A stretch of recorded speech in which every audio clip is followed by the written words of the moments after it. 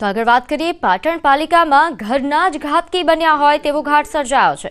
શાસક પક્ષના સદસ્યોએ chief officer અને ટીપીઓ વિરુદ્ધ એ ડિવિઝન પોલીસ મથકે અરજી આપી। પાટણ નગરપાલિકામાં ફરી એકવાર શાસક પક્ષ અને વહીવટી અધિકારીઓ સામસામે આવી ગયા છે।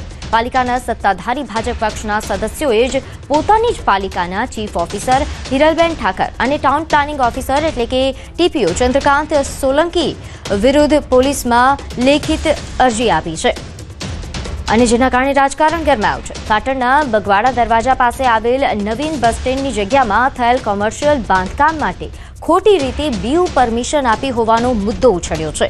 ફરિયાદી સદસ્યોનો આક્ષેપ છે કે બિલ્ડિંગમાં હજુ બાંધકામ ચાલુ હોવા છતાં ફાયર સેફટીના એનઓસી જેવા મહત્વના નિયમોનું ઉલ્લંઘન થયું। પાટણનું જે નવીન બસ સ્ટેશન બની રહ્યું છે એ ચાલુ થાય એમાં એમને કોઈ રસ નથી। ફક્ત ને ફક્ત બસ સ્ટેશનની આગળ જે શોપિંગ સેન્ટર બની રહ્યું છે એ ઝડપથી ચાલુ થાય અને ઝડપથી ચાલુ થાય તો જ એમને મોટી મીઠાઈ મળે એવું છે। એના માટે એ આ કામ કરી રહ્યા છે। અગાઉ પણ અમે રજૂઆત કરી હતી કે જે પ્રમાણે બિલ્ડિંગ ચાલુ હોવા છતાં પણ એમને બીયુ પરમિશન આપી દીધું હતું। અમે રજૂઆત કર્યા પછી એમને બીયુ પરમિશન રદ કરી, પણ એ પણ પદ્ધતિ ખોટી હતી। એટલે ફક્ત ને ફક્ત પ્રજાને અને સરકારને ગુમરાહ કરવાનું કામ કરી રહ્યો છે।